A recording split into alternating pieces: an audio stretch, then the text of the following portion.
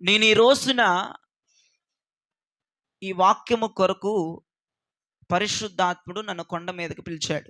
మధ్యాహ్నం 2:30 ఆ టైం అవుతుంది.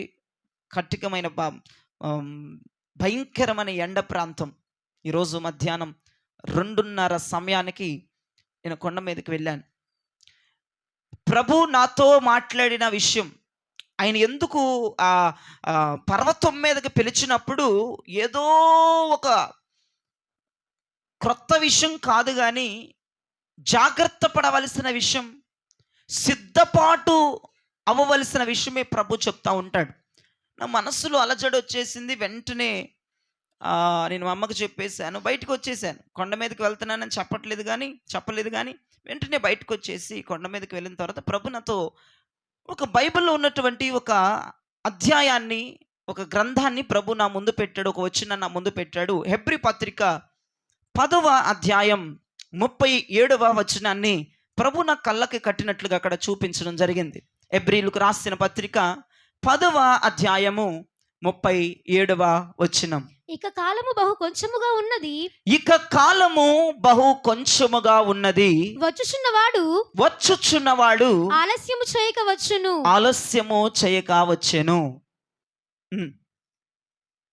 చదవాలమ్మా.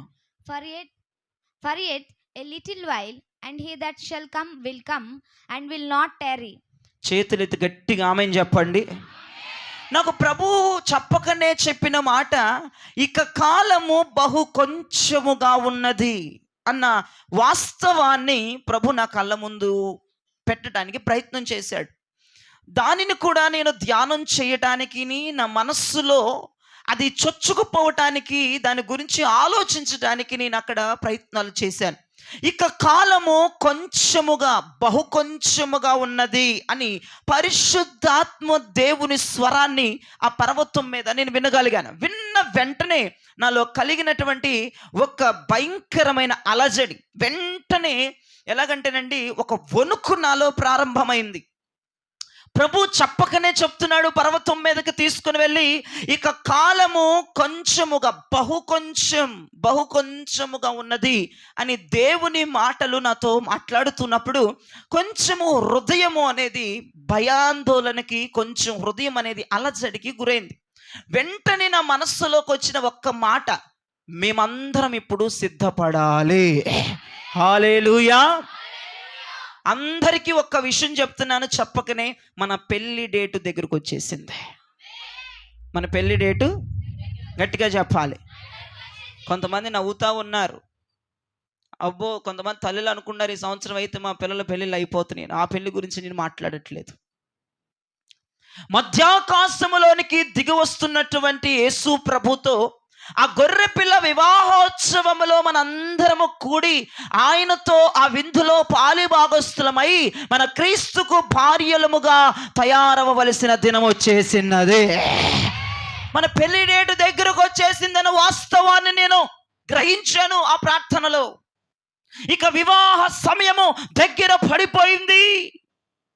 ఎందుకంటే ఇక కాలము బహు కొంచెముగా ఉన్నది అన్న వాస్తవాన్ని నేను అక్కడ ప్రార్థనలో గమనించాను. ఇక వివాహ టైము దగ్గరకు వచ్చేసింది.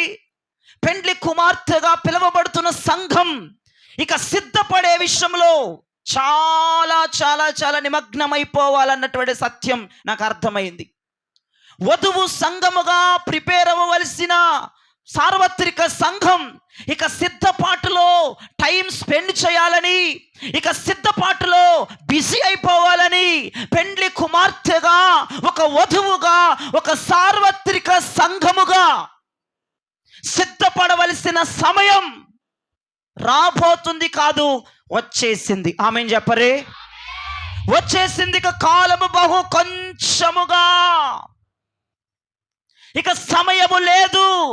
సంఘమా, ఈ మాట నువ్వు చాలా జాగ్రత్తగా వినవలసిందిగా నా ప్రభువు పేరిట మనవి చేస్తున్నాను.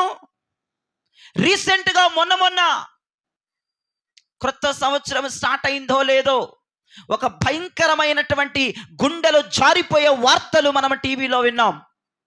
అమెరికా దేశంలో లాస్ ఏంజల్స్ అనే ప్రాంతంలో భయంకరమైనటువంటి అగ్ని గంధకాల ప్రాంతం మీదకు దిగి రావటం వార్తల్లో మన కళ్ళతో మనం చూసి ఉన్నాం. 25వ సంవత్సరము చొరబడిందో లేదో ఒక అపశకనం భూమి మీద జరగడం మనం చూస్తున్నాం. ఒక కీడు భూమి మీదకి సంచరించడం మనం చూసి ఉన్నాం. అది చూసైనా సరే పెళ్లి సమయం దగ్గర పడిపోయిందని సంఘం ఆలోచించాలి. అవన్నీ ఒక సూచనలుగా మన కళ్ళ ముందు కనబడుతున్నాయి. అవన్నీ ఒక సూచనలుగా దేవుడు మన కళ్ళ ముందు ఆయన పెట్టాడు. ఏమండి, అమెరికా దేశంలో లాస్ ఏంజల్స్ అని గొప్ప ధనవంతులు ఉండే ప్రదేశం, గొప్ప సినిమా యాక్టర్లు నివసించేటువంటి ఆ ప్రదేశం అంతా అగ్ని గంధకాలతో తగలబడిపోవటము చాలా ఆవశ్యకము అని మీరు అనుకుంటారు. కొన్ని వందల సంవత్సరాలు కనుక మనం బైబిల్లోకి వెళ్ళి చూస్తే సొదొమ గొమొర్రా అని పిలువబడుతున్న ఆ ప్రదేశాల పట్టణాలు అలానే ఎగ్జాక్ట్గా అగ్ని గంధకాలతో కాల్చబడ్డాయి. మనం విన్నాం, రీసెంట్గా మన కళ్ళతో మన వార్తల్లో చూసాం. ఒకసారి పరిస్థితిని గనక సార్వత్రిక సంఘం మీ వినికిడిలో దాచుకుంటే ఈ పరిస్థితులన్నీ చూసి ఒక భయం సంఘానికి ఏర్పాటు అవ్వాలి. అమ్మో, పెళ్లి సమయం చాలా దగ్గరగా ఉందిక. పెండ్లి కుమారుడు ఆల్రెడీ సిద్ధపడిపోయాడు. సింహాసనం పైనుంచి లెగిచి ఆయన రావటమే ఆలస్యం. అక్కడ ఒక మాట చెప్పకనే చెప్తున్నాడు, వచ్చుచున్నవాడు ఆలస్యము చేయక రాబోతున్నాడు. ఆమేన్ చెప్పండి. ఇక రాబోతున్న క్రీస్తు ప్రభుల వారు, ఇక రాబోతున్న భర్త అనగా పెండ్లి కుమారుడు ఆలస్యము చేయకుండా రాబోతున్నాడని హెబ్రీ పత్రికలో చెప్పకనే చెప్తున్న మాట మనం చూస్తున్నాం. ఎందుకు అమెరికా దేశం లాస్ ఏంజల్స్ ప్రాంతం అగ్ని గంధకాలతో కాల్చబడిపోయింది అని గనక ఆలోచిస్తే వివిధమైనటువంటి ట్రోలింగ్స్లో కావచ్చు, వార్తల్లో కావచ్చు, వాళ్ళు చెప్పకనే చెప్తున్న మాట, అక్కడ ఒక పంచాయతీ జరిగింది. గొప్ప గొప్ప సినీ యాక్టర్లు ఆ ప్రోగ్రానికి అటెండ్ అయ్యారు. కొన్ని లక్షల కోట్లకి అధిపతులు ఆ ప్రోగ్రామ్కి అటెండ్ అయ్యారు. ఆ ప్రోగ్రాంలో ఓటింగ్ సిస్టమ్ అనేది పెట్టుకున్నారు. సినిమా యాక్టర్లకి ఎన్ని ఓట్లు పడతాయి, తల్లిదండ్రులకి ఎన్ని ఓట్లు వెళ్తాయి, దేవునికి ఎన్ని ఓట్లు వెళ్తాయి, ఓటింగ్ ప్రోగ్రాం పెట్టుకున్నారు. అక్కడ ఓటింగ్ సిస్టమ్. ఆ ఓటింగ్లో తెలిసిందేమనగా సినిమా యాక్టర్ల శాతం 11% వచ్చింది ఓటింగ్. తల్లిదండ్రులకి ఓటేసిన వాళ్ళు 3% వచ్చింది. దేవునికి ఓటింగ్ సిస్టమే లేదు, అక్కడ 0కి పరిమితం చేసేసారు. గొప్ప గొప్ప లగ్జరీగా బ్రతికేటువంటి ప్రజలు దేవుని విషయానికి వచ్చేటప్పటికి 0కి పరిమితం చేశారు. మరి దేవుడు ఊరుకుంటాడా? ఒక ఆమె ప్రోగ్రాములో లెగిసి ధైర్యంగా మాట్లాడుతున్న మాట ఏంటో తెలుసా? దేవుడు అనేవాడు లేడు. మేము పైకొచ్చింది, మేము కష్టపడి పైకొచ్చాం, మేము కష్టపడి సంపాదించుకున్నాం, మేము కష్టపడి ఇన్ని కోట్లకి వారసులయ్యాం. మా జీవితంలో ఈ కష్టానికి దేవుని పాత్ర లేదు, మా జీవితంలో ఈ పలుకుబడికి దేవుని పాత్ర లేదు, అసలు దేవుడు అనేవాడే లేడు అని ఒక సహోదరి అన్ని వందల వేల మంది ప్రోగ్రాములో మైక్ పట్టుకొని మాట్లాడుతున్న సందర్భం కూడా వార్తల్లో మనం చూసాం. అంతే, కొన్ని గంటలు గడిచిందో గడవలేదో సుదూరములో ఉన్నటువంటి అడవుల్లో నుంచి భయంకరమైన గాలులు ఏర్పడి, మీకు తెలిసిన విషయమే, అడవుల్లో ఈజీగా నిప్పులు అక్కడక్కడ రాజవుతా ఉంటాయి. ఎవ్వడూ నిప్పు రాజబెట్టాల్సిన అవసరం లేదు.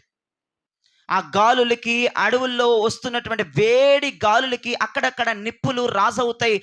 కొన్ని ఆ కంపలు కాల్చబడటం మనకు సహజమే, అడవుల్లో అవన్నీ సహజమే. ఎవ్వరూ నిప్పేసి అంటించాల్సిన అవసరం లేదు. అలాగున అడవుల్లో చిన్న నిప్పు రవ్వ రాజయింది. ఆ అడవుల నుంచి వచ్చుచున్న భయంకరమైన గాలులు లాస్ ఏంజల్స్ ప్రాంతం మీద కొట్టగా ఆ ప్రాంతంలో ఉన్నటువంటి సినీ యాక్టర్ల గృహాలన్నీ, కొన్ని కోట్ల మిలియన్స్ పెట్టుకొని ఖర్చు పెట్టి కట్టించుకున్న గృహాలన్నీ బూడిద పాలైపోయినాయి ఈ రోజుకి.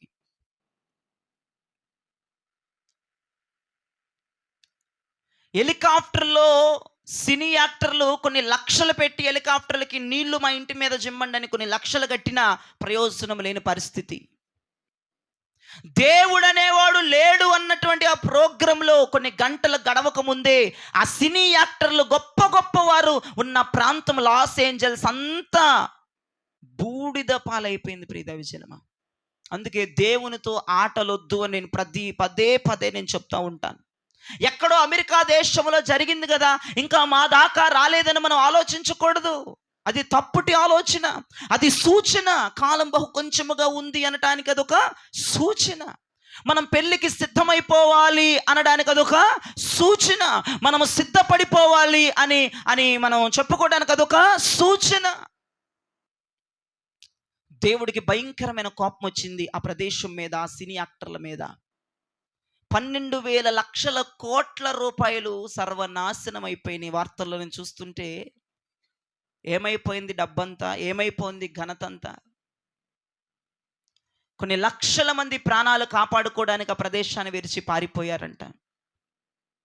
సినీ యాక్టర్లు ఎంత డబ్బు ఖర్చు పెట్టి నీళ్లు హెలికాప్టర్లో నుంచి వాళ్ళ ఇళ్ళ మీద కుమ్మరిస్తున్నా సరే ఆ మంటలను ఆర్పలేనటువంటి పరిస్థితిలోనికి దిగజారిపోయింది ఆ దేశం. ఆలోచన చెయ్యి. నూతన సంవత్సరం ప్రారంభం అవ్వక మునిపే, ప్రారంభమై కొన్ని రోజులు గడుస్తుంది అనుకున్న తొలిటి దినాల్లోనే భయంకరమైన కీడు భూమి మీదకు సంచరించింది. దేవుని ఉగ్రత, అది దేవుని ఉగ్రత అంటే. మనం సంపాదించుకుంటున్నాం, మనం తింటున్నాం, మనకి మంచి పేరు పలుకుబడి ఉందంటే కుదరదు. దేవుని ముందు అవి ఏమీ పనికిరావు. చివరికి ఆ సినీ యాక్టర్ల డబ్బు వాళ్ళని కాపాడలేకపోయింది, వారి ఘనత వారిని కాపాడలేకపోయింది, వారి పేరు ప్రఖ్యాతులు వారిని కాపాడలేకపోయింది. గవర్నమెంట్ కూడా ఆ మంటల్ని ఆర్పడానికి విశ్వ ప్రయత్నాలు చేసింది, కానీ ఆ మంటలు ఎవ్వడూ కూడా ఆర్పలేకపోయారు. దేవుడు గనుక ఇన్వాల్వ్ అయితే, దేవుడు తలుచుకుంటే, నీ బలము, నీ శక్తి, నీ జ్ఞానము, నీ అందము, నీ పలుకుబడి, నువ్వు సంపాదిస్తున్న రూపాయి, నీకున్న పేరు ప్రఖ్యాతులు ఏమీ పనిచేయవు. దేవుడు గనక సీరియస్ యాక్షన్ మన జీవితంలో తీసుకుంటే. హాస్పిటల్కి డబ్బు ఖర్చు పెట్టవలసినటువంటి ఖర్చు పెట్టే బలగం నీలో ఉండొచ్చు, కానీ అక్కడ పరిస్థితి ఏమైపోద్దో. దేవుడు గనక జోక్యం చేసుకుంటే, దేవుడు గనక సీరియస్ యాక్షన్ తీసుకుంటే, దేవుని ఉగ్రత గనక మన కుటుంబాల మీద, మన ప్రాంతాల మీదకు దిగి వస్తే, నువ్వు విర్రవేగిపోతున్నావు చూసావా సంపాదన గురించి, నువ్వు విర్రవేగిపోతున్నావు చూసావా వెనక నువ్వు దాచుకున్నటువంటి లక్షలను, నువ్వు కొనుక్కున్నటువంటి భూములు, పొలాలు, ఇల్లు, స్థలాలు, నీకున్న ఆస్తి, నీకున్న పేరు ప్రఖ్యాతుల గురించి విర్రవేగుతున్నావు చూసావా, దేవుని ఉగ్రత ముందు అవేవి నిన్ను రేపటి రోజున కాపాడవు. ఆ కొండ మీద నేను అదే జ్ఞాపకం చేసుకొని కన్నీరు పెట్టుకున్నాను, ప్రభా ఏమి కూడా ఉగ్రత దినములో మమ్మల్ని కాపాడలేవు. దేవునికి స్తోత్రం చెప్పరే. ఏవి కూడా, ఎందుకంటే అమెరికా దేశంలో మేము కల్లారా చూసాము నాయన. జనవరి మాసం 10 లోపే జరిగింది ఇన్సిడెంట్, కల్లారా మేము చూసాం. గొప్ప గొప్ప సినీ యాక్టర్ల వాళ్ళ డబ్బు ఖర్చు పెట్టినా సరే వాళ్ళ ఇళ్ళ మీద రగులుకున్నామంట, ఆర్పుకోలేకపోయారు. మా బతుకులు ఎంత ప్రభువా, నీ ముందు మా డబ్బు ఎంత, మా సంపాదన ఎంత, మా పలుకుబడి ఎంత, మా ఖ్యాతి, మా పేరు ప్రఖ్యాతులు ఎంత.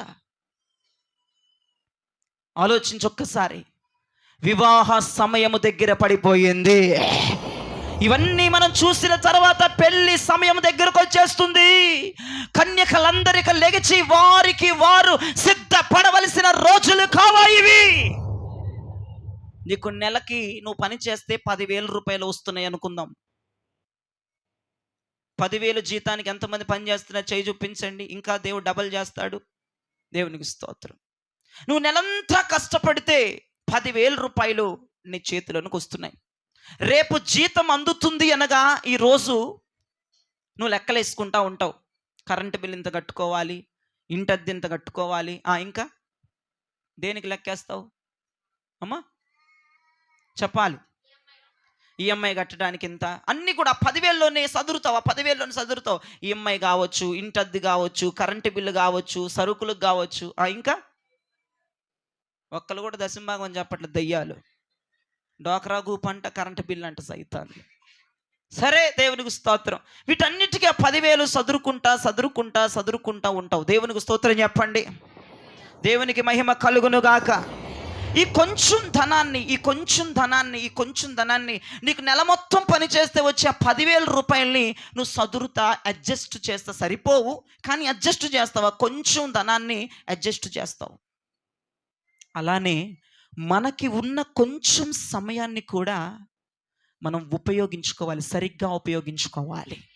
నీకు వస్తున్న కొంచెం ధనం, ఆ 10,000 రూపాయల ధనాన్ని నువ్వు ఎలాగైతే సద్వినియోగం చేసుకుంటావో, మనకు ఇవ్వబడిన కొంచెం సమయం, ఇంక కొంచెమే ఉందంట మన జీవితంలో సమయం, ఈ సమయాన్ని కూడా మనం చాలా జాగ్రత్తగా ఉపయోగించుకొనవలసిన వారమై ఉన్నాము. హల్లెలూయా.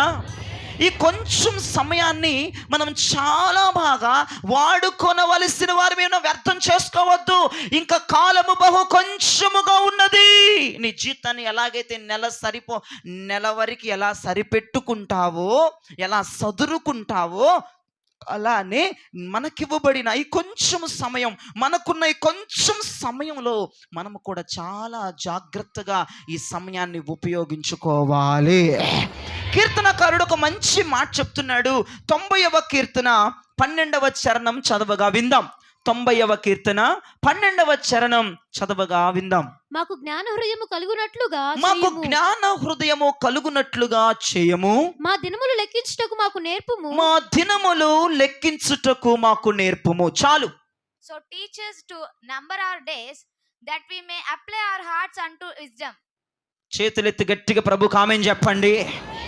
మాకు జ్ఞాన హృదయము కలుగునట్లుగా చేయండి, మా దినములు లెక్కించుటకు మాకు నేర్పు. ఒక్క ముక్కలో చెప్పాలంటే దినములను లెక్కించుకొనగలిగిన వాడు దేవుని దృష్టికి జ్ఞానవంతుడుగా కనపడుతున్నాడు.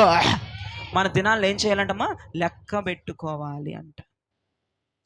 పెట్టుకోవాలంట. కొంతమంది ఇష్టానుసారంగా బ్రతుకుతున్నారు. ఇప్పుడు సపోజ్ మాట వరుసకి చెప్తున్నాను, ఇది నిజం కాదు. దేవుడు జయరాజు అనే వ్యక్తి 30 సంవత్సరాలే బ్రతకాలి అని గనక దేవుడు పరిమితి పెట్టాడు అనుకుందాం. ఇప్పుడు నాకు 23. ఇంకా సమయం ఎంత ఉందమ్మా? అది చిన్నదా పెద్దదా? చెప్పాలి గట్టిగా.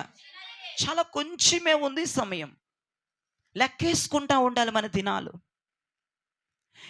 ఈ దినాలన్నీ మనం లెక్కేసుకోవాలి.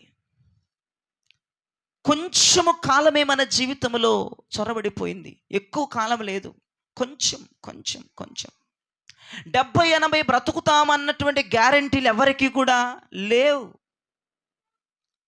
నా దినములు నేను లెక్కించుకున్నటకు మీరు నాకు జ్ఞానమును దయచేయండి. నా జీవితాన్ని నేను సరిగ్గా ఉపయోగించుకోవాలి. ఈ కొంచెము కాలాన్ని మనం యథార్థంగా ఉపయోగించుకోవాలి.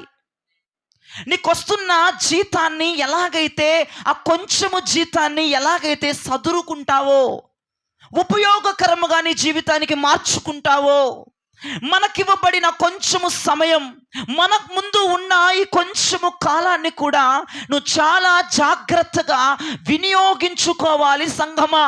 నా ప్రభు చెప్పకనే చెప్తున్నాడు, ఈ కొంచెము సమయాన్ని మనందరము చాలా జాగ్రత్తగా ఉపయోగించుకోవాలి. మనం రోజులు లెక్కేసుకోవాలి. నేను దేవుని కొరకు ఈ రోజులో ఎంతవరకు నేను ఉపయోగపడ్డాను? ఏమండి, కొంచెం బలం ఉంటే, కొంచెం శక్తి ఉంటే, ఇంకా పనిచేసి 4 రూపాయలు సంపాదించుకుందామన్నటువంటి మైండ్ సెట్ కలుగుంటారు. కానీ ఆ బలముతో, ఆ శక్తితో ఇంకో కొంచెం అరగంట ప్రార్థన చేస్తే దేవుని కృప నాకు మెండుగా వస్తుంది అనుకునే వాళ్ళు లేరంటే భూమి మీద.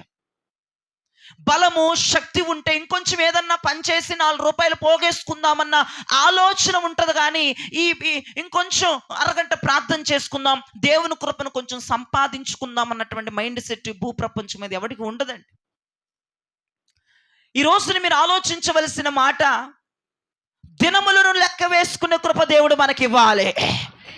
ఏం లెక్కేసుకోవడానికంట? దినాలు, రోజులు గడుస్తున్న కొలది నువ్వు రోజులు లెక్కేసుకోవాలి. ఈ రోజు ఎలా ఉన్నాను, రేపు ఎలా ఉండబోతున్నావు? ఈరోజు కొంచెం ప్రార్థన బాగానే చేసుకున్నాను, రేపు ఇంకొంచెం ప్రార్థన బాగా చేసుకోవాలి. రోజులు లెక్కేసుకోవాలి. మన జీవితంలో భక్తి జీవితం చాలా బాగా మనం వినియోగించుకోవాలి. మన జీవితంలో ప్రార్థనని బాగా వినియోగించుకోవాలి. మన జీవితంలో దేవునితో చేసేటువంటి సహవాసాన్ని బట్టి మనం చాలా బాగా వినియోగించుకోవాలి. మనం యథార్థంగా బ్రతకడానికి మన మనస్సును ఉంచాలి. ప్రియ దైవజనమా, రోజులు లెక్కేసుకుందాం. ఈరోజు ఎంత ప్రార్థన చేసుకున్నాను, రేపు ఇంకొంచెం 5 నిమిషాలు ప్రార్థన పెంచుకుందాం. రోజులు లెక్కేసుకుంటా మన జీవితాన్ని ముందుకు కొనసాగించుకోవాలి. దేవునికి స్తోత్రం. హల్లెలూయా, హల్లెలూయా. ఈరోజు నేను ఇంత పని చేశాను, రేపు ఇంకొంచెం పని చేద్దామని కాదు, అది కాదు మనకి ప్రాముఖ్యం. ఈరోజు నేను కొంచెం ప్రార్థనలో ఓకే, కొంచెం ప్రార్థనలో పర్లేదు, రేపు ఇంకా కొంచెం ప్రార్థనలో బెటర్ అవ్వాలి. ఈరోజు దేవునికి స్తోత్రాలు చెప్పే విషయంలో పర్లేదు, ఇంకా కొంచెం రేపు ఒక 5 నిమిషాలు దేవునికి నేను కేటాయించుకోవాలి. సదురుకో. జీవితం కొంచెమే కదా, కాలం కొంచెమే కదా. భక్తిని కూడా సదురుబాటు జీవితంగా ముందుకు తీసుకువెళ్ళు. భక్తి అనేటువంటి ఈ జీవితంలో ఒక చక్రముగా మనకు మారిపోవాలి, ఒక మెయిన్ హెడ్డింగ్గా మారిపోవాలి, ఒక మెయిన్ కారణంగా భక్తి అనేది మన జీవితానికి మారిపోవాలి. దేవునికి స్తోత్రం. ఎందుకంటే కాలము కొంచెముగా ఉంది అని గ్రహించే ప్రతి ఒక్కరు కూడా రోజులను లెక్కేసుకుంటూ ప్రార్థనా జీవితాన్ని అభివృద్ధి చేసుకుంటారు. మీకు తెలియాలి, మొట్టమొదటిగా మనకు తెలియవలసిన మాట ఏంటంటే కాలం ఎంత ఉందంటమ్మా, కొంచెమే. ఎవరు చెప్తున్నారు ఈ మాట? నేను చెప్పట్లేదు. హెబ్రీ పత్రికలో చెప్పకనే భక్తుడు చెప్తున్న మాట, కాలము బహు కొంచెముగా ఉన్నది. ఇప్పుడు మనం ఏం చేయాలి? రోజులు లెక్కేసుకుంటూ మనం భక్తిని పెంచుకోవాలి. ఈరోజు ఇంత చేశాను, రేపు కొంచెం ఎక్కువ చేద్దాం. ఈరోజు ఒక పాట పాడాను, రేపు 2 పాటలు పాడదాం. అర్థమవుతుందా? ఈరోజు ఇంతసేపు మోకరించాను, రేపు ఇంకొంచెం మోకరిద్దాం. ఈ సన్నిధిలో ఈరోజు ఎంత గడిపాను, రేపు ఇంకొంచెం ఎక్కువగా గడుపుదాం. ఎలా మారిపోయిందో తెలుసా క్రైస్తవుల జీవితం? ఈరోజు 10 నిమిషాలు ప్రార్థన చేస్తే రేపటి రోజున 5 నిమిషాలకే పరిమితం అయిపోతున్నారు. రేపు 5 నిమిషాలకు ప్రార్థన చేస్తే ఎల్లుండున అవతల రోజున 2 నిమిషాలే ప్రార్థన చేసి లెగిసిపోయేటువంటి దౌర్భాగ్యమైన జీవితాలు క్రైస్తవ జీవితాలు. డెవలప్మెంట్ లేదు, కాలం కొంచెమే ఉందే. జరుగుతున్న విభక్తులు మనం కళ్ళ ముందు కనబడుతూనే ఉన్నాయి. దేశాలన్నీ నాశనం అయిపోతున్నాయి, అగ్ని గంధకాలు దిగిపోతున్నాయి, బైబిల్లో వాక్యాలు నెరవేరిపోతున్నాయి, ప్రవచనాలు నెరవేరిపోతున్నాయి. లాస్ ఏంజల్స్ ప్రాంతమును చూస్తే అయ్యో, ఆనాడు సొదొమ గొమొర మీదకు దిగి వచ్చిన అగ్ని గంధకాలు ఇవే కదా అని ఆలోచన చేయలేనటువంటి మూర్ఖత్వములకు దిగజారిపోయారు ఆత్మీయులు. ఆలోచన చేద్దామా? సీరియస్గా మాట తీసుకుందామా? ఒక మంచి విషయం ఏంటంటే, నాకు సంతోషం వేసే విషయం ఏంటంటే, మన పెళ్లి డేటు దగ్గరకు వచ్చేసింది. హల్లెలూయా. మన పెళ్లి సమయం దగ్గరకు వచ్చేసింది. పక్కన వాళ్ళకి శేఖర్ని చెప్పండి, మన పెళ్లి డేట్ వచ్చేసిందని. ఫిలిప్ ఎందుకో నవ్వుతూ ఉన్నాడు. ఈ సంవత్సరం నా పెళ్ళి అయిపోద్దంటని. దేవునికి స్తోత్రం కలుగునగాక. మన పెళ్లి డేట్ దగ్గరకు వచ్చేసింది. పెళ్లి కుమారుడు రాబోయే డేట్ వచ్చేసింది. పెళ్లి కుమారుడు భూమి మీదకు దిగి వచ్చే సమయం వచ్చేసింది. పెళ్లి కుమారుడితో వధువు సంగముగా ఏర్పాటయ్యే దినం వచ్చేసింది.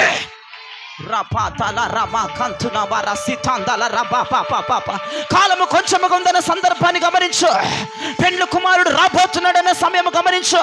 పెండ్లి కుమారుడు దిగి రాబోతున్నాడన్న వాస్తవాన్ని గమనించు. సిద్ధపడిపో, అరలు చాచు, ఆ పెళ్లి సమయం కొరకు సిద్ధపడిపో. ఉత్పల రహాంతనమల హుత్తేరే హస్తకలబల మౌతిబల కంతో. పెండ్లి కుమారుడు సిద్ధమైపోయాడు, వరుడుగా మన కొరకు దిగి రాబోతున్నాడు. హుంతాల రిబాంతున కలసోర మహంతియ స్తోత్రకాల హందార మన స్తోత్రియమల హుత్తేర మహంతన. మనమందరం ఆ గొర్రెపిల్ల వివాహోత్సవములు కనపడాలి. మనమందరం ఆ గొర్రెపిల్ల వివాహోత్సవములు, ఆ విందులో మనమందరం విందు చేయాలి. మనమందరం ఆ పెండ్లి కుమారుడితో పాటుగా నిలబడాలి. Glory glory. ఆ సమయం వచ్చేసింది. మనం ఎప్పుడని ఎదురు చూస్తున్న సమయం వచ్చేసింది. వరుడుగా నా ప్రభు రాబోతున్నాడు. వరుడుగా నా ప్రియుడు రాబోతున్నాడు. సిద్ధపాటు కలిగిన ప్రియుడు రాబోతున్నాడు. ఆలోచన చేయి. ఆలోచన చేయి. బూర శబ్దం మనం వినాలి. ఆయన వచ్చొచ్చిన సమయానికి ఆ బూర శబ్దం మన చెవిలో పడాలి. సిద్ధపడిపోండి. సార్వత్రిక సంగమా, సిద్ధపాటు కలిగి ఉండు. సిద్ధపాటు కలిగి ఉండు. మనకెవరూ చెప్పక్కర్లేదు. సిద్ధపాటు కలిగి ఉండు. సిద్ధపాటు అయ్యుండు. ప్రభు భూమి మీదకి అడుగు పెట్టే సమయం ఆసన్నమైంది. పరిశుద్ధుల కొరకు వచ్చే సమయం ఆసన్నమైంది. పెండ్లి కుమార్తెను చూసుకోవడానికి వచ్చే సమయం ఆసన్నమైంది.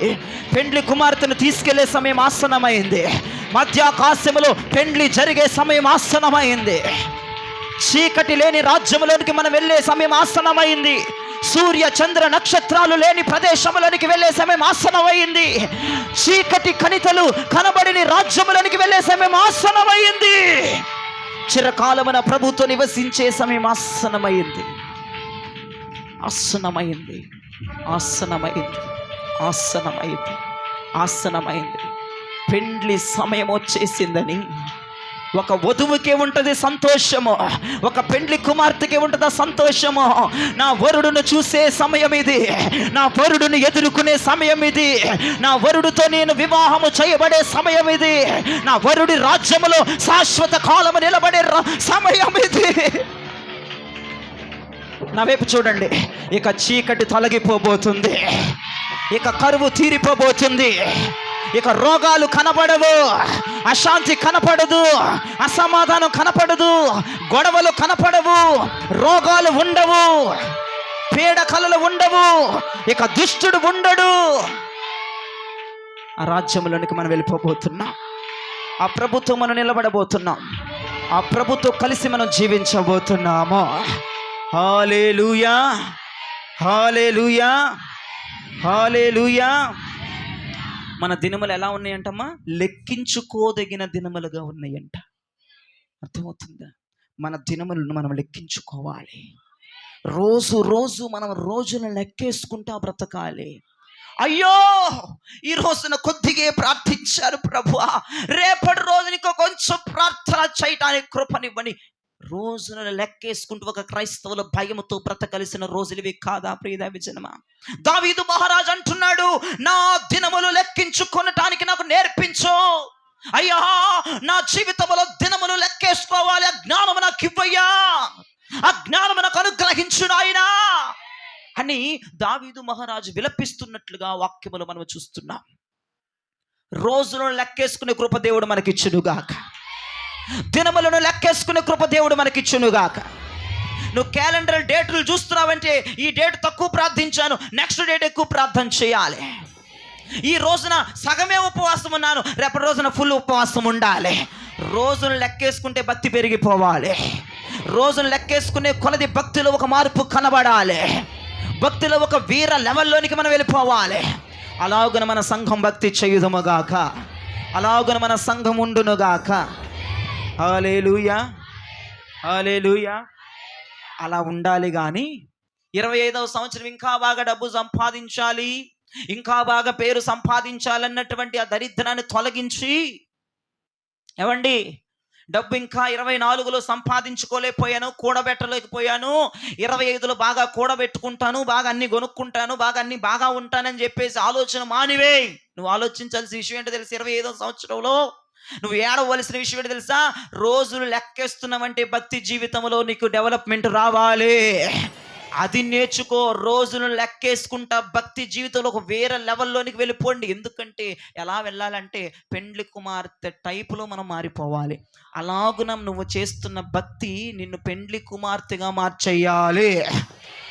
ఒక గ్రంథాన్ని మనం తెరుద్దాం. లూకా శుభవార్త 21వ అధ్యాయము 25, 26 వచనాలు చదవగా విందాం. లూకా శుభవార్త 21వ అధ్యాయము 25, 26 వచనాలు చదవగా విందాం. మరియు సూర్యచంద్ర నక్షత్రములలో సూచనలను, భూమి మీద సముద్ర తరంగముల ఘోష వలన కలవరపడిన జనములకు శ్రమయు కలుగును.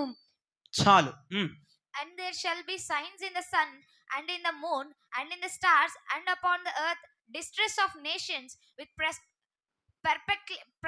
perplexity, the sea and the waves roaring, men's hearts failing them for fear and for looking after those things which are coming on the earth, for the powers of heaven shall be shaken. చేయెత్తు గట్టిగా ఆమేన్ చెప్పండి. అందరూ కుడి చేయెత్తు గట్టిగా ఆమేన్ చెప్పాలి. వినండి, ఇక్కడ చదువుతున్న మాటల్లో ఒక్క ముక్కలో చెప్పాలంటే సూర్యుని చంద్రుల్లో మార్పులు మనం చూస్తున్నామని, భూమి మీద మార్పులు మనం చూస్తున్నామని, సముద్రాల్లో మార్పులు మనం చూస్తున్నామని వాక్యం సెలవిస్తుంది. హలో, సముద్రం అంతా కూడా భయంకరమైనటువంటి అలజడి, సునామీలని, సముద్రాలు వెనక్కి వెళ్ళిపోతున్నాయి అన్నటువంటి వింత విషయాలు ఎవరైనా విన్నారా? సముద్రం వెనక్కి వెళ్ళిపోయింది పలానా ఊర్లోని. అట్లాగా ఎందుకు సముద్రం వెనకెళ్ళిపోతుంది, ఎందుకు సముద్రంలో ఆ వింతలు జరుగుతున్నాయి? ఇగో చంద్రుల్లో చూస్తే చంద్రుడి మీదకి, స్పేస్ మీదకి వెళ్ళినటువంటి వ్యక్తులు కూడా వింత విషయాలు చెప్పారు, భూమి మీదకి వచ్చి వింత సాక్ష్యాలు చెప్పారు. ఎందుకు సూర్యుడిలో చంద్రులో వింత సాక్ష్యాలు, సముద్రంలో వింత దృశ్యాలు, భూమి మీద వింత కార్యాలు, అదేంటి ఇదేంటి ఇలా జరగడం ఏంటి అనుకునేటువంటి పరిస్థితుల్లోనికి భూమి, సముద్రము, సూర్యుడు, చంద్రుడు సూచనలుగా మనకి మారిపోయారు. అంటే ఒక మాట చెప్పండి ఇవ్వండి నన్ను, మీరు సూర్యుల్లో మార్పులు చూస్తున్నారు, చంద్రుల్లో మార్పులు చూస్తున్నాడు, సముద్రములో అసలు వింత మార్పులు అన్నమాట, వింత మార్పులు. సముద్రాలు వెనక్కి వెళ్ళిపోవడం, సముద్రాలు భయంకరమైనటువంటి ఒక విజృంభణలోకి వచ్చేయటం, సముద్రాల భూకంపాలు ఏర్పాటు అవ్వటం, భూమి మీద ఎప్పుడు వినని భూకంపాలు ఏర్పాటు అవ్వటం, ఒక భయంకరమైనటువంటి సంఘటనలు భూమి మీద చూస్తున్నాం, చంద్రుల్లో చూస్తున్నాం, సూర్యుల్లో చూస్తున్నాం, నక్షత్రాల్లో చూస్తున్నాం. అలానే ఎక్కడండి ఇంకా భూమి మీద, సముద్రాల్లో మనము ఆ వింత దృశ్యాలు, ఆ వింత సంఘటనలు, వార్తలు చూసేటువంటి అలవాటు ఎవరికైనా ఉంటే, పేపర్లో చదివే అలవాటు ఎవరికైనా ఉంటే, భూమి మీద జరుగుతున్న వింతలన్నీ కూడా మనం తెలుసుకోవచ్చు. ఈ రోజున సూచనలు చూసైనా సార్వత్రిక సంఘమంతా కూడుకొని ఒక వధువు వలె సిద్ధపడవలసినటువంటి కాలముగా మనం అందరం గుర్తించాలి. ఇక సమయము తక్కువై ఉన్నది, సమయము కొంచెమే ఉన్నది. సముద్రాల్లో మార్పులు వచ్చేసాయి, భూమి మీద మార్పులు వచ్చేసాయి, ఆ స్పేస్లో సూర్య చంద్ర నక్షత్రాల్లో కూడా మార్పులు జరుగుతున్నాయి. ప్రకృతి వైపరీత్యాలు, ఎవరికి ఏ సైంటిస్టుకి అందనంత భయంకరమైనటువంటి దృశ్యాలు, భయంకరమైనటువంటి మరి విచిత్రమైన సంఘటనలు భూమి మీద జరుగుతున్నాయి. సమయం కొంచెమే ఉందని సంఘము భయభక్తులు కలిగి భక్తి చేయాలి. అమ్మో, ఈ పరిస్థితులన్నీ చూస్తున్న తర్వాత ఎక్కడో జరిగింది అని మాట్లాడొద్దు. ఇంకా నా దగ్గర దాకా రాలేనందుకు నీకు స్తోత్రమయ్యా, మా ప్రాంతంలో ఆ అగ్ని గంధకాలు కురవనందుకు స్తోత్రం అని ప్రార్థనలు కాదు, సిద్ధపడాలన్నటువంటి ఒక మనస్సు నీకు కలుగునుగాక. అవన్నీ చూసిన తర్వాత ఏ ప్రార్థన చేయాలి? సిద్ధపాటు కలిగిన ప్రార్థనలు చేయాలి. అయ్యా, అక్కడిది ఇక్కడికి రానివ్వనందుకు స్తోత్రం, అక్కడ వరది ఇక్కడ రానందుకు స్తోత్రం, నన్ను బతికించినందుకు స్తోత్రం, ఒక పరిశీలనకు ప్రార్థన చేయబాకండి దేవునికి స్తోత్రం. ఆ సూచనలన్నీ చూసి నా ప్రభు అయితే రాబోతున్నాడు, నా ప్రభు వరుడుగా దిగి రాబోతున్నాడు, అయితే నేను ఇప్పుడు సిద్ధపడాలి. ఏమండి, కాలం ఎట్లా ఉందంటండి? కొంచెమే ఉంది, అయిపోయింది సీన్ అయిపోయింది. రారాజుగా దిగి రాబోతున్నాడు. అందుకో భక్తుడు అంటున్నాడు, రారాజుగా ఈ కన్నులతో ఎప్పుడు చూచెదనో, రారాజుగా ఈ కన్నులతో ఎప్పుడు చూచెదనో,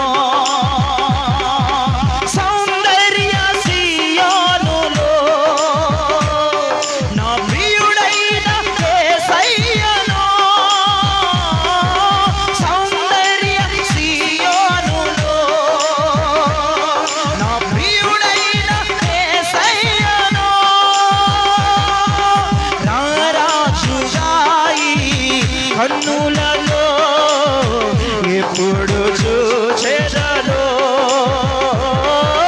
రారాజుగా ఈ కన్నులలో ఎప్పుడు చూచెదనో, మహనీయుడా మహదానందమే నీతో జీవితము,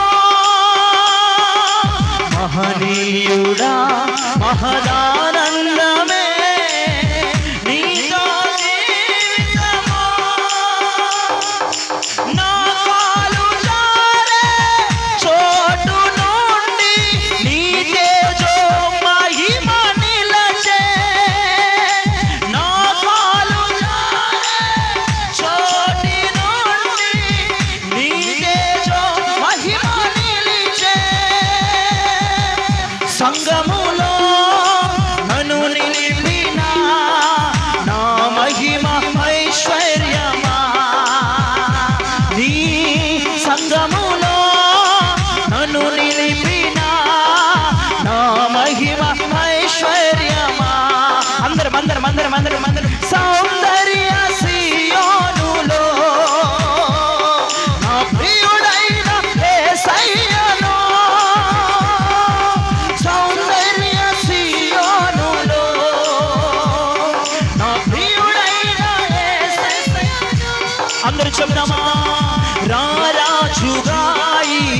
కన్నులలో ఎప్పుడు చూచెదను రారాజుగాయి కన్నులలో ఎప్పుడు చూచెదను రారాజుగాయి కన్నులలో ఎప్పుడు చూచెదను రారాజుగాయి కన్నులలో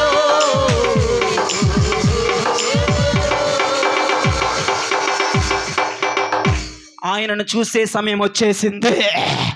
హల్లెలూయా. నాకు ఎంత సంతోషంగా ఉందో నాకు. ఆ వరుణ్ణి చూసే సమయం, ఆ వరుణ్ణి ఎదుర్కొనే సమయం, ఆ వరుణ్ణి కౌగిటిలోనికి వెళ్ళే సమయం, ఆ వరుని ప్రక్కన వధువుగా నిలబడే సమయం ఆసన్నమైపోయింది. ఇక కాలము కొంచెముగా ఉన్నది, మీరు గమనించాలి. అర్థమవుతుంది? కాలము కొంచెముగా ఉన్నది, మీరు గమనించాలి. ఆకాశంలో జరుగుతున్న మార్పులు మీరు చూడాలి. భూమి మీద జరుగుతున్న విపత్తులు మనం చూస్తున్నాం.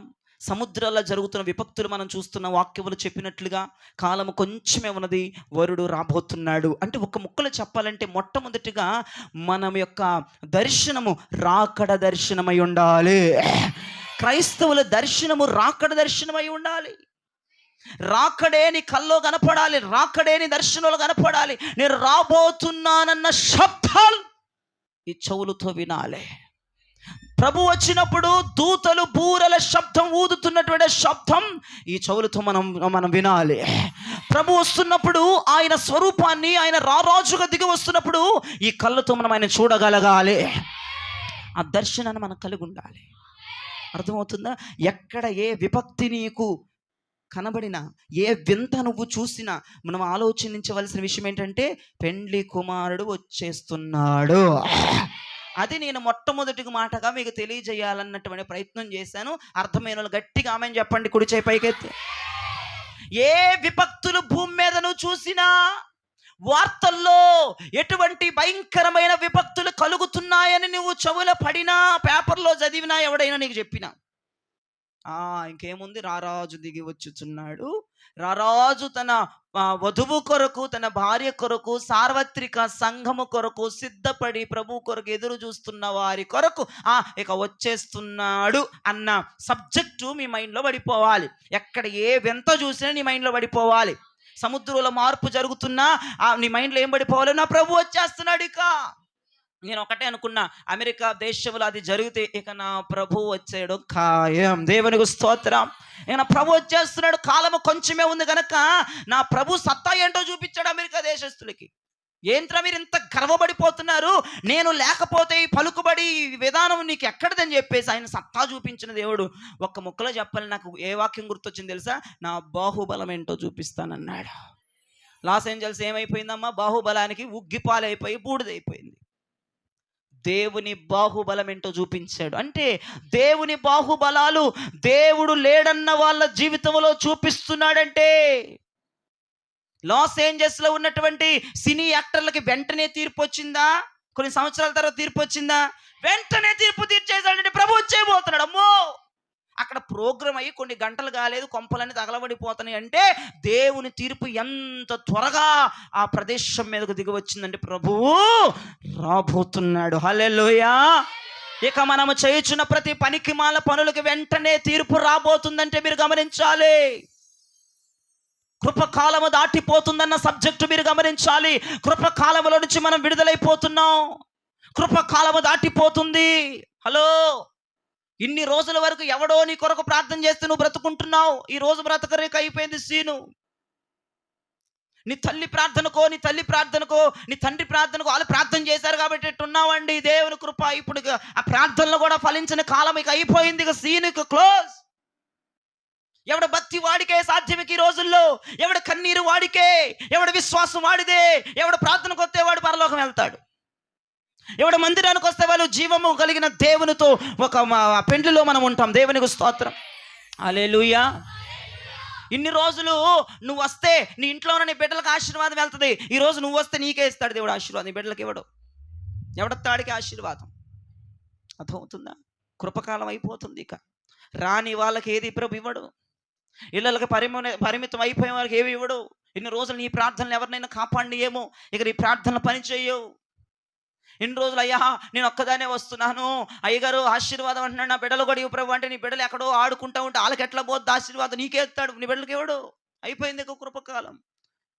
కరుణా రసాన్ని తాగింది చాలు, పాలపేకలు నోట్లో పెట్టాడు, పాలు వస్తున్న కొలది లాగుతూనే ఉన్నారు పాలు. ఇక అయిపోయింది, పాలు రావడం ఆగిపోతాయి. ఇక పేపాయలు నీ నోట్లోనే తీసివేయబడతాయి. అర్థమవుతుందా? కృపకాలం దాటిపోయింది. అమెరికా దేశాన్ని బేస్ చేసుకొని ఈరోజు వాక్యం చెప్తున్నాను. వెంటనే అక్కడ తీర్పు వచ్చేసింది. ఎవరు చేసిన అతిక్రమాలకి వెంటనే తీర్పు రాబోతున్న కాలం ఇదిక. ఎవరు చేసుకున్న ప్రార్థనకి వాళ్ళే బాధ్యులు. ఎవరు భక్తి చేస్తే వాళ్ళే పరలోకం పోతారు. ఎవరు మందిరానికి వస్తే వాళ్ళే ప్రభుత్వం ఉంటారు. ఎవరు మందిరానికి వస్తే వాళ్ళే ఆశీర్వాదం పొందుతారు. ఇక రాని వాళ్ళ గురించి నువ్వు ప్రార్థన చేయి, వారు పరిగెత్తుకుంటూ మందిరానికి రావాలి. దేవునికి మహిమ కలుగునుగాక. మన కుటుంబం అంతా మందిరములో ప్రభుని ఆరాధించాలి. దేవునికి స్తుతి కలుగునుగాక. హల్లెలూయా, హల్లెలూయా. దేవునికి మహిమ కలుగునుగాక. దేవునికి మహిమ కలుగునుగాక. హల్లెలూయా. ఫ్లైట్ చాలా జాగ్రత్తగా ఉంటుంది. విమానము ల్యాండ్ అయ్యేటప్పుడు, విమానం ఏమయ్యేటప్పుడమ్మా, ల్యాండ్ అయ్యేటప్పుడు, భూమికి తాకేటప్పుడు, పైనుంచి విమానము భూమికి తాకుతున్నప్పుడు పైలట్ ఇలాగ అనౌన్స్మెంట్ చేస్తాడు. పైలట్ కొన్ని అనౌన్స్మెంట్లు ఇస్తూ ఉంటాడు. విమానము భూమి మీదకి వెళ్తుంది, విమానము ల్యాండ్ అవ్వబోతుంది, మీరు చాలా జాగ్రత్తగా ఉండండి, ఎవరి సీట్లో వాళ్ళు జాగ్రత్తగా కూర్చోండి. క్రూ వాళ్ళు అనగా విమానంలో పనిచేసే వాళ్ళు కూడా ఎవరి సీట్లో వాళ్ళు కూర్చోండి అని పైలట్ కొన్ని ఇన్ఫర్మేషన్స్, అత్యవసరమైనటువంటి మాటలు మాట్లాడతాడు. దేవునికి స్తోత్రం కలుగునుగాక. ఏది భూమి మీదకి ల్యాండ్ అయ్యేటప్పుడు, విమానము భూమి మీదకి ల్యాండ్ అయ్యేటప్పుడు పైలట్ కొన్ని సూచనలు విమానములో ఉన్న వారికి ఇస్తాడు. మీరు సీట్లలో చాలా జాగ్రత్తగా, ప్రయాణికులు చాలా జాగ్రత్తగా కూర్చోవాలి. రెండవ అనౌన్స్మెంట్ వచ్చేస్తుంది. క్రూ వాళ్ళు, పని చేసే వాళ్ళు మీ సీట్లోకి వెళ్ళి మీరు కూర్చోండి, విమానము ల్యాండ్ అవ్వబోతుంది. దేవునికి స్తోత్రం కలుగునుగాక. అది ల్యాండ్ అయ్యే టైం ఇంకొంచెం సమయానికి 300 ఫీట్స్లోకి వచ్చింది. అక్కడ చెప్తా ఉంటాడు. ఇక 200కి వచ్చింది, 100 ఫీట్స్లోకి వచ్చేసింది. ఇక 90, 80, 70, 60, 50, 40, 30, 20, ఇక 10 ఫీట్లోకి వచ్చేసింది. అనగా ఆ విమానం భూమి మీదకి ఏమవుతుందమ్మా, ల్యాండ్ అయిపోద్ది. ఇక 10 ఫీట్లోకి వచ్చేసింది అనగా ఆ విమానం భూమి మీదకి ఫ్లాట్ అయిపోద్ది. ఆ విమానము పైనుంచి కిందకి దిగే కొలది రేటింగ్ పెరుగుతుందా, రేటింగ్ తగ్గుతుందమ్మా? చెప్పాలి గట్టిగా. సంఖ్య పెరుగుతుందా, తగ్గుతుందా? ఆ 10 ఫీట్లోకి వచ్చేపాటికి వెంటనే విమానపు టైర్లు భూమిని తాకుతున్నాయి. ఇక ఆ విమానము పైనుంచి కిందకు దిగి వస్తూ ఉండగా రేటింగ్ తగ్గిపోతుంది, సంఖ్య తగ్గిపోతుంది. మీరు జ్ఞాపకం చేసుకోవాలి, ఈ భూమి మీద భయంకరమైన విపత్తులు జరుగుతూ ఉండగా కాలము కొంచెముగా మారిపోతుంది. ఈ భూమి మీద ఎక్కడ పడితే అక్కడ భయంకరమైన విపత్తులు, బైబిల్లో రాయబడిన కొన్ని వందల వేల సంవత్సరాలు బైబిల్లో రాయబడిన ఆ దృశ్యాలన్నీ ఇప్పుడు మన కళ్ళ ముందు చూస్తున్నామంటే కాలము తగ్గిపోతూ వస్తుంది. వరుడు రాబోతున్నాడని అర్థము. హల్లెలూయా.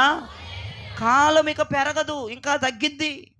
ఇవన్నీ జరుగుతున్న కొలది, భూమి మీద భయంకరమైన విపత్తులు జరుగుతున్న కొలది కాలము తగ్గిపోతుంది, కాలము విలువ తగ్గిపోతుంది. అందుకే మొట్టమొదటిగా చదివించని హెబ్రీ పత్రికలు ఇక కాలము బహు కొంచెముగా ఉన్నది.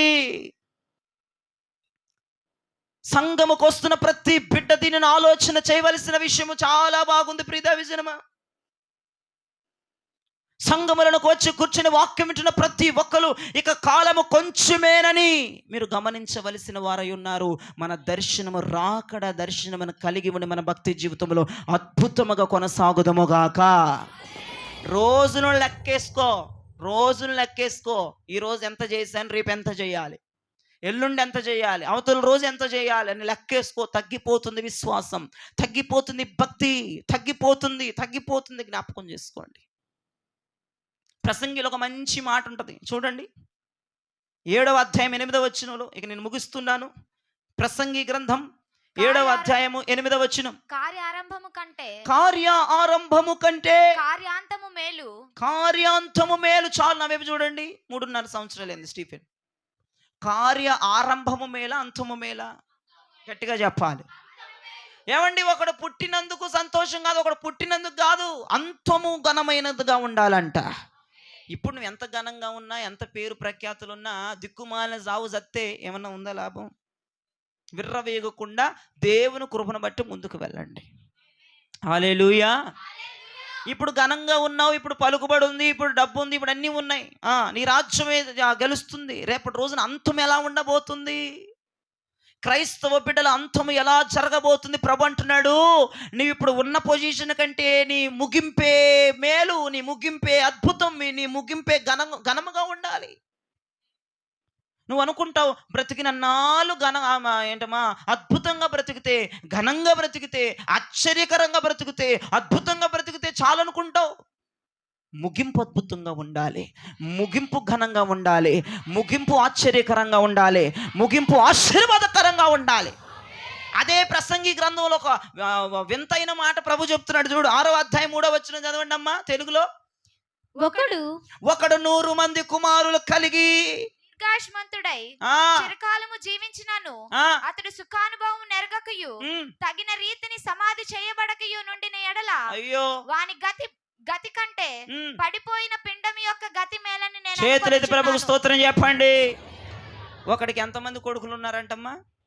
ఇప్పుడు ఒకడు కొడుకు పుడితే తండ్రి సంతోషం ఆపలేమేక, పైలట్ మీద ఎక్కి డాన్స్ చేస్తాడు.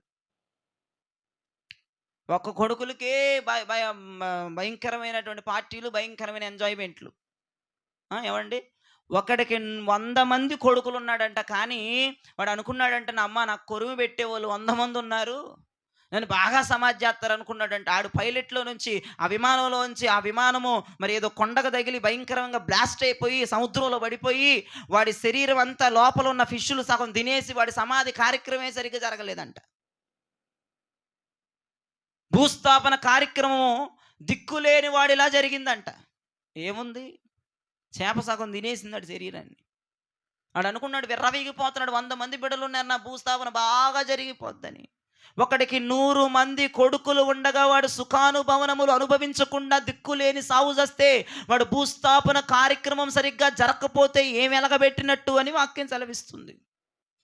అందుకే క్రైస్తవులందరూ తెలుసుకోవలసిన మాట ఏంటంటే, కార్యారంభము మేలు కాదు, కార్యారంతము మేలై ఉండాలి. నువ్వు ఇప్పుడు ఉన్న ప్రజెంట్ ఘనంగా ఉండడం కాదు, నీ ముగింపు ఘనముగా ఉండాలి, నీ ముగింపు ఆశీర్వాదంగా ఉండాలి, నీ ముగింపు దీవెనకరంగా ఉండాలి. హల్లెలూయా. రోజున క్రైస్తవుల ముగింపు పరిశుద్ధంగా ఉండాలి, దీవెనకరంగా ఉండాలి, ఆశీర్వాదకరంగా ఉండాలి. 37వ కీర్తన 37, 38, 39 వచనాలు చదువుగా విందాం. 37వ కీర్తన 37, 38, 39 వచనాలు చదువుగా విందాం. నిర్దోషులను కనిపెట్టుము, యథార్థవంతులను చూడుము, సమాధాన పరచు వారి సంతతి నిలుచును గాని, సమాధాన పరచబడే వాళ్ళ సంతతే నిలుస్తుంది గాని ఒక్కడైనను నిలవకుండా అపరాధులు నశించుదురు. భక్తిహీనుల సంతతి నిర్మూలమగును. యెహోవాయే నీతిమంతులకు రక్షణాధారము. బాధ కలుగునప్పుడు ఆయనే వారికి ఆశ్రయదుర్గము. చేతులెత్తి ప్రభువుకు స్తోత్రం చెప్పండి. మీరు ఇదంతా చదివారు, మీకు అర్థం కాలేదన్న విషయం నాకు అర్థమైంది, కానీ ఒక్క ముక్కలో చెప్పాలంటే భక్తిహీనులు నశించే కాలం అంటే ఇది. ఎవరు నశించే కాలం అంటండి? ఈ కాలంలో భక్తిహీనులు ఉండడానికి వీలు లేదు. గట్టిగా చెప్పొచ్చా? ఈ కాలంలో భక్తిహీనులకు ఆస్కారము లేదు. ఇక భక్తిహీనులు నశించే కాలము, నీతిమంతులు సంరక్షించే కాలం ఇదే. నీతిమంతులు ఏలుబడే కాలం అంటే ఇది. పరిశుద్ధులు కాపాడబడతారు, నీతిమంతులు తప్పించబడతారు. భక్తిహీనులు అడ్రస్ లేకుండా మెడ్రాస్ పోతారు. వారి జీవితాలు సర్వనాశనం అయిపోయే కాలంకి వచ్చేసింది. ఇక కృపకాలం మర్చిపోండి. ఇక అయిపోయింది జీవితం, ఇక అయిపోయింది బ్రతుకు. దినముల్లోకి వచ్చేసామంటే చూడండి, సంవత్సరాలు మానేసి రోజుల్లోకి వచ్చేసామంట. రోజులు లెక్కేసుకోవటం ఏంటంటే మనం అలాగైపోయింది మన జీవితం, అలాగైపోయింది కాల పరిమితి. భక్తిహీనులకు ఆస్కారం లేదు, భక్తిహీనులు నశించబోతున్నారు, భక్తిహీనులు నాశనం అయిపోతున్నారు. నీతిమంతులు మాత్రమే సంరక్షించబడతారు. ఈ కాలంలో నీతిమంతులు అగ్నిలోకి వెళ్ళిన బయటకు వచ్చేస్తారు, సింహాల బోన్లోకి వెళ్ళిన బయటకు వచ్చేస్తారు, ఐగుప్తులు ఉన్న బయటకు వచ్చేస్తారు, ఉరిలో ఉన్న బయటకు వచ్చేస్తారు, హాస్పిటల్ బెడ్ల మీద ఉన్న బయటకు వచ్చేస్తారు. నీతిమంతులు పరిశుద్ధులు కాపాడబడే కాలం ఇది. భక్తిహీనుల కొరకు ఎంత ప్రార్థన చేసిన ఈ కాలము సహించదు, వారిని కాపాడదు. ప్రియదేవజనమే, డైరెక్టర్గా కీర్తనకారుడు అంటున్నాడు, నేను అనట్లేదు. భక్తిహీనులకు నాశనము కలిగే కాలము, నీతిమంతులు సంరక్షించబడే కాలమేదే. హల్లెలూయా, హల్లెలూయా. ఎన్ని విషయాలు చెప్పాను. మొదటిదిగా, భూమి మీద ఏమన్నా నీకు ఆశ్చర్యం కలిగించే విభక్తులు కలిగితే మనం ఆలోచించవలసిన విషయం ఏంటి? ప్రభువు వచ్చేస్తున్నాడు, అయిపోయింది సీన్. దేవునికి స్తోత్రం. ఈ ప్రార్థనలు మానేయండి. మా ప్రాంతంలో రానందుకు స్తోత్రం స్తోత్రం స్తోత్రం వస్తుంది.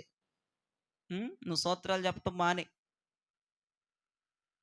చాలామంది అక్కడెక్కడో జరిగితే, ప్రభా మేము ఎంత ధన్యులమో, మేమెంత పోటుగాలం అనుకుంటూ ఉంటారు. ఏమీ లేదు అక్కడ. అందరికీ ఉంటుంది పనిష్మెంట్. అందుకే జ్ఞాపకం చేసుకో, ఎక్కడ ఏది వినినా ఏది చూసినా వరుడును చూసేయాలి. ఇక వాటిల్లో దేవునికి స్తోత్రం. అబ్బా ప్రభా నీ రాకడ దగ్గర అయిపోతుంది నాయన, ఈ భూమి వినాశనం అయిపోతుంది, ఈ భూమి నాశనం పోతుంది కాబట్టి మీరు రాబోతున్నారని సూచన. ప్రభా నీ ప్రభును స్తుతించాలి, ప్రభును గణపరచాలి, సిద్ధపడి మనం ముందుకు వెళ్ళాలి. అది మొదటి మాట. ఇక రెండో మాటకు వచ్చేటప్పటికి, భక్తిహీనులకి భూమి మీద నిలబడే ఆస్కారం లేదు. ఇక భక్తిహీనులందరూ, ప్రార్థన చేయని వాళ్ళందరూ, మందిరానికి రాని వాళ్ళందరూ, ప్రభుని వెంబడించిన వాళ్ళందరూ, విశ్వాసములో భక్తిలో ఒక వీర లెవెల్లో లేని వాళ్ళందరూ, భక్తిహీనత అయిపోయిన వారందరూ, ప్రభు నమ్ముకొని లోకానుసారంగా బతికే వాళ్ళందరికీ వినాశనము కలుగుతుందని వాక్యం సెలవిస్తుంది. నీతిమంతులు మాత్రమే ఏ ఊరిలోకి వెళ్ళినా, ఏ చొరలోనికి వెళ్ళిపోయినా విడిపించబడతారని వాక్యం సెలవిస్తుంది. కాబట్టి మనము భక్తిహీనులుగా కాదు, మనము భక్తి చేసేవారముగా ఉండాలి. హల్లెలూయా. ఇక మూడో విషయాన్ని చూద్దామంటే నా వైపు చూస్తే చెప్తాను, బైబిల్ ఏం చెప్పదు మీకు. నా వైపు చూడండి. మూడో విషయం ఏంటంటే, పౌలు గారు ఒక రోజు ఓడ మీద ప్రయాణం చేస్తూ చాలామంది ప్రయాణికులతో కలిసి పౌలు గారు కూడా ప్రయాణమై వెళ్తున్నారు. సముద్రంలో ఓడ మీద ప్రయాణమై వెళ్తున్నారు. కాసేపటికి ఏం జరిగిందో కానీ ఓడంతా భయంకరంగా అతలాకుతలమైపోతుంది. ఓడంతా సముద్రపు అలల చేత కొట్టబడుతుంది. ఇంకో కొంతసేపు అయితే ఓడ బద్దలైపోద్ది. ఏమైపోద్దాము? వాడ బద్దలైపోద్ది, ముక్కలైపోద్ది. ఆ సమయంలో ఓడలో ఉన్న ఆహార పదార్థాలని తీసి ఎక్కడెత్తేస్తున్నారు వాళ్ళు? గట్టిగా చెప్పాలి. ఆహార పదార్థాలను ఎక్కడెత్తేస్తున్నారమ్మా? సముద్రంలో ఎత్తేస్తున్నారు. సముద్రములకి ఎత్తి పడేస్తూ ఉన్నారు. ఒక్క మాట మీరు జ్ఞాపకం చేసుకోండి. దీంట్లో నుంచి దేవుడు ఏ పాఠం నేర్పించబోతున్నాడంటే, మనం ప్రయాణం సాగించేంతసేపు మనకేం కావాలమ్మా? ఆహారము కావాలి. ఏం కావాలి మనకి? మనం ప్రయాణం చేస్తున్నాం. మన జీవితం కూడా సముద్రంలో ఓడ లాంటిది కాబట్టి మన ప్రయాణంలో మనకేం కావాలి? ఆహారం కావాలి. మరి వాళ్ళేంటి, ఆహారాన్ని సముద్రం పాలు చేసేసారు. ఒకవేళ మేము బతికి బట్ట కడితే ఈ ఆహారం మాకు సపోర్ట్గా ఉంటుంది కదా, ఈ ఆహారం మేము తినొచ్చు కదా అన్న ఆలోచన వాళ్ళు ఎందుకు లేకుండా పోయింది అంటే, అక్కడ జరిగిన విషయం ఏంటంటే, మనం ప్రయాణం చేయటానికి ఆహారం కావాలి, మనం ప్రయాణం చేయటానికి భౌతిక సంబంధమైన ఆశీర్వాదాలు కావాలి. అదే ప్రమాదం జరుగుతుందంటే వాటన్నిటిని ఎత్తి సముద్రంలో వేసేయాలి. ఏం చేయాలమ్మా? సముద్రంలో వేసే. దేవునికి స్తోత్రం చెప్పండి. అది పైన పెట్టి, దేవునికి స్తోత్రం కలుగునుగాక. ఇవి చూడండి, ఇవన్నీ ధాన్యం అనుకోండి. ఇది వడ్లు, ఈ వడ్లు బాగా ప్రయాణం చేస్తున్నాను, వడ్లు ఆహారం బాగా ఉంటుంది, మా బియ్యం డ్రమ్ములో బియ్యం ఎప్పుడు తరిగిపోవండి, 10 మంది వచ్చిన 10 మంది తినడానికి మా ఇంట్లో ఉంటాయి అని రెచ్చిపోతున్నావు. బాగానే ఉంది, దేవుని స్తోత్రం, దేవుని ఆశీర్వాదం బాగుంది. ఇవన్నీ బియ్యం, ఇవన్నీ బియ్యమే, ఇవన్నీ సరుకులే. నీవు జీవనోపాధానికి కావాల్సిన సరుకులు, బాగా లగ్జరీగా దేవుని ఆశీర్వదిస్తున్నాడు. ఏ నాటి కూడా ఆనాటి పెడుతున్నాడు ప్రభు, డబ్బుని ఇస్తున్నాడు, అన్నీ ఇస్తున్నాడు. ఇప్పుడు ఏమైపోయిందంటే, ఈ వాడకి ప్రమాదం జరుగుతుంది. ఈ వాడకి ఏం జరుగుతుందమ్మా? ప్రమాదం జరుగుతుంది. ఇప్పుడు వాడ బద్దలైపోయే సమయంలోకి వచ్చి ఇప్పుడు ఏం చేయాలి అమ్మా? ఏం చేయాలి? మొత్తం వేసేయాలి. ఇట్లాగా మొత్తం ఏం చేయాలమ్మా? హలో, మీకేం అర్థం కావట్లేదు అనుకుంటా. ఇప్పుడు నేను చెప్తుంది అర్థమైందా మీకు? అర్థమైందా? ఇవన్నీ ఏం చేసేయాలి మనం? ఇప్పుడు సముద్రంలో వేసేసిన మళ్ళీ నాకు ఇవ్వండి నువ్వు. దేవునికి స్తోత్రం. టైం చూసుకోవాలి. ఇవన్నీ ఏం చేసేయాలి మనం? ఇప్పుడు ప్రమాదం కలిగినప్పుడు, ప్రమాదము చొరబడినప్పుడు ఇవన్నీ సముద్రంలో వేయాలి. ప్రయాణం చేసేంతసేపు ఇవన్నీ మనకు కావాలి. ఆ ప్రయాణంలో లోపం కలుగుతున్నప్పుడు, ఆ ప్రయాణం అతలాకుతలం అయిపోతున్నప్పుడు, ఓడ బద్దలైపోతున్నప్పుడు, ప్రమాదము చొరబడిపోయినప్పుడు ఇవన్నీ కూడా మనం ఎత్తి సముద్రములో వేయాలి. ఒకప్పుడు ఇవన్నీ మనల్ని ఆదరించాయి, ఒకప్పుడు ఇవన్నీ మనల్ని ఆహ్లాదంతో నింపాయి, ఒకప్పుడు ఇవన్నీ మనల్ని చాలా బాగా చూసుకున్నాయి, ఒకప్పుడు ఇవన్నీ మనల్ని కడుపు నింపాయి, దప్పిక తీర్చాయి. ఇప్పుడు ఇవే మన కడుపు నింపినవే, మనం దప్పిక తీర్చినవే, మన లైఫ్ స్టైల్కి ఆధారపడుతున్న ఈ ఉద్యోగం, ఇవన్నీ మనం ఏం చేయాలి? ఇప్పుడు సముద్రంలో ఎత్తేసేయాలి. ఇప్పుడు నేను చెప్తున్నాను వినండి, మీకు అర్థం కాలేదు, నేను మంచి మాట మీకు చెప్తాను వినండి. భూమి మీద ఇక ప్రమాదాలు జరగటం మొదలైపోయింది. అక్కడక్కడ విపక్తులు జరగటం ఇక మొదలైపోయింది. మీరు అనుకున్నారు అది ఒక్కటే అనుకుంటున్నారు. 25వ సంవత్సరంలో ప్రవచనం చెప్పి 24 ఎంతమంది విన్నారో లేదో నాకు తెలియదు, కానీ 25వ సంవత్సరంలో ప్రకృతి వైపరీత్యాలు భయంకరంగా ఏర్పాటు అవ్వబోతున్నాయి భూమి మీద. చాలా నష్టం, గవర్నమెంట్ ఆర్థిక నష్టమే కావచ్చు, అన్ని విధాలుగా చాలా నష్టం భూమి మీద జరగబోతుంది ఈ సంవత్సరం. ప్రమాదం జరుగుతుందని తెలుస్తున్నప్పుడు, ప్రభు రాబోతున్నాడని తెలుస్తున్నప్పుడు, ఇవన్నీ తీసుకెళ్ళి మిమ్మల్ని సముద్రంలో పడేయమని నేను చెప్పట్లేదు, కానీ వాటి మీద మనస్సు పోవాలి. హల్లెలూయా. అక్కడ ఓడలో ఉన్న వాళ్ళందరికీ ఒక మైండ్ పడిపోయింది, నా ప్రాణం దక్కితే చాలు, ఇవేవి ఇప్పుడు నాకు అవసరము, ఇవేవి నాకు అవసరము. ఇప్పుడు నువ్వు ఇప్పుడు ఏ మైండ్లోకి వెళ్ళిపోవాలి తెలుసా?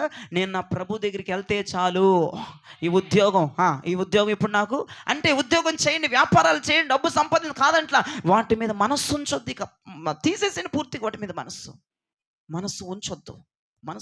ఏదో బ్రతకడానికి చేసుకోవాలంతే, ఏదో జీవించడానికి ముందుకు వెళ్ళాలంతే. వాటి మీద మనసు తీసేయి. ఎందుకంటే ప్రమాదాల మీద ప్రమాదాలు వస్తున్నాయి. నా ప్రభు రాబోతున్నాడు గనక ఆయనతో ఉండాలన్న తృష్ణ నీతో ఉంటే, ఆయనతో గడపాలన్న ఆలోచన నీకుంటే, ఐహిక విచారాలు చేయడం, ఐహిక విచారాల్లో పడిపోవడం మానేయ్. పడవలో ఉన్న ఆహారాలన్నీ పడేశారు. అయ్యా ఇదేంటి రేపు తినటానికి ఏంటి? ఒరే బాబు, బతికితే సార్, రేపు తినటానికి పక్కన పెట్టిన నాయన. ఆ ఒడ్డుకు చేరుకోవాలి, పరలోకం చేరుకోవాలి, ప్రభు ప్రక్కన కూర్చోవాలి, ఆ విందులో నేను ఉండాలి, ఆ రాకళ్ళని ఎదుర్కోవాలి, నా ప్రభుతో ఎగిరిపోవాలి. ఇవన్నీ కాదు భక్తులారా, మీరు ఒకటే ఒక మొక్క తెలుసుకోవాలి.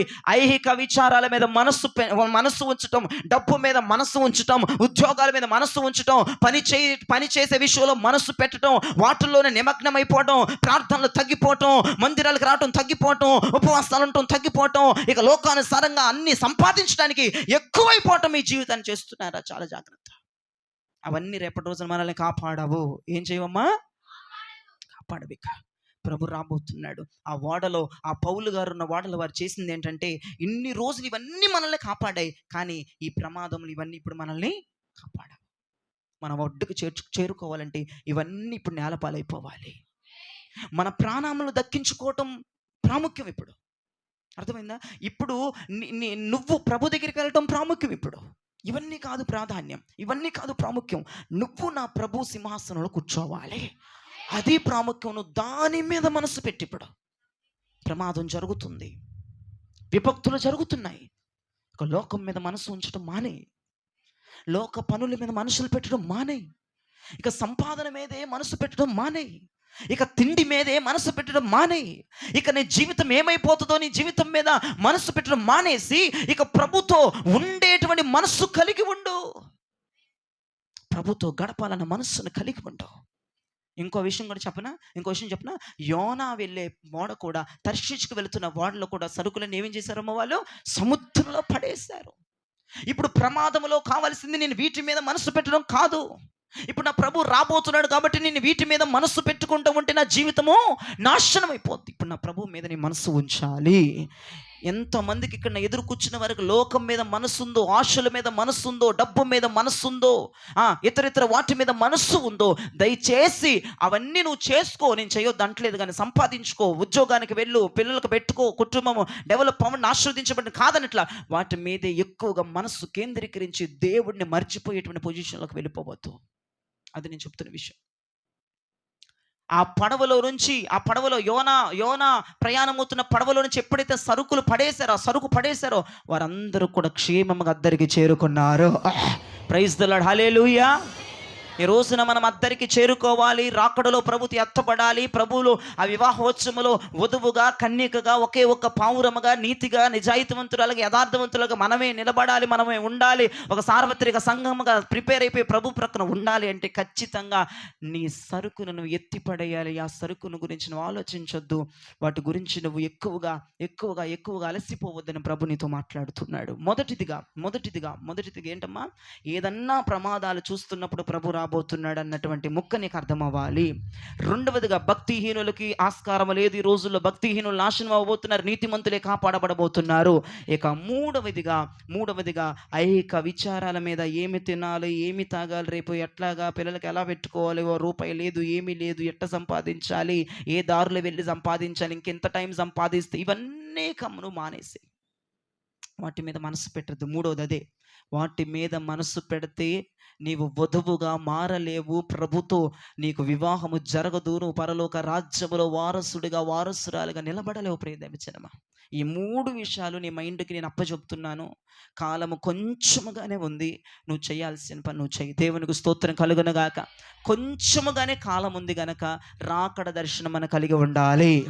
కొంచెముగానే సమయం ఉంది గనక ఇప్పుడు ఎవరవ్వాలమ్మా, నీతిమంతులుగా మనం ఉండాలి. కొంచెముగానే సమయం ఉంది గనక ఈ లోకం మీద దేని మీద మనసు ఉండకూడదు. దేవుడిస్తాడు, తీసుకో, ఆనాటికి తిను, మరలా ఉదయం సమకూర్చుకునే కృప దేవుడు ఇస్తాను. ఏమీ ఆలోచించక్కర్లేదు. అర్థమవుతుందా? వాటి కోసం ఉపవాసాల మీద ఉపవాసాలు ఉండి నీ ఆరోగ్యాన్ని పాడు చేసుకోని అవసరం లేదు. అర్థమవుతుందా? ఏనాటి భోజనం ఆనాటికి మన్నా దేవుడు ఉదయాన్నే పాలెమంతా పడేసి ఉంచుతాడు. నీకు కావలసిన ధనాన్ని, నీకు కావలసినవి ఎంత తినగలుగుతావు అంత ఆహారాన్ని ప్రభు నీకు ఇస్తాడు. దేవునికి స్తోత్రం. నువ్వు బ్రతకడానికి, నువ్వు భూమి మీద జీవించడానికి నీకు ఏది అవసరమో నా ప్రభు అన్నీ నీకు పెడతాడు. నువ్వు వేటి మీద ఓవర్ ఎక్స్పెక్టేషన్ చేయొద్దు, ఓవర్గా థింక్ చేయొద్దు, ఓవర్గా ఆలోచించొద్దు, ఓవర్గా మనసు పెట్టొద్దు. నా ప్రభు మీద మనసు ఉంచే కాలం ఇది, నా ప్రభు కొరకు ఎదురు చూసే కాలం ఇది, నా ప్రభుతో సహవాసం చేసే కాలం ఇది, నా ప్రభును చూసే కాలం ఇది, మందిరమునకు వచ్చి ప్రభుని గణపరచవలసిన కాలం ఇది, ప్రభుని ఆరాధించవలసిన కాలం ఇది. గనుక మీరు ఆలోచన చేయండి. ఈ 3 విషయాలు మీ యొక్క వినికిడిలో నా ప్రభు నింపి భద్రపరిచి పదిలము చేసి ఉంచునుగాక.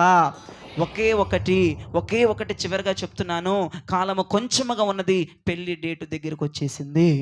కాబట్టి సిద్ధపడండి కుమార్తెలారా, పెళ్లి కుమార్తెలారా, సిద్ధపడండి, ప్రభుని ఎదుర్కొందాం. ఈ వాక్యము ప్రభు దీవించి మీ వినికిడిలో ఆశీర్వదించునుగాక. ఆమేన్.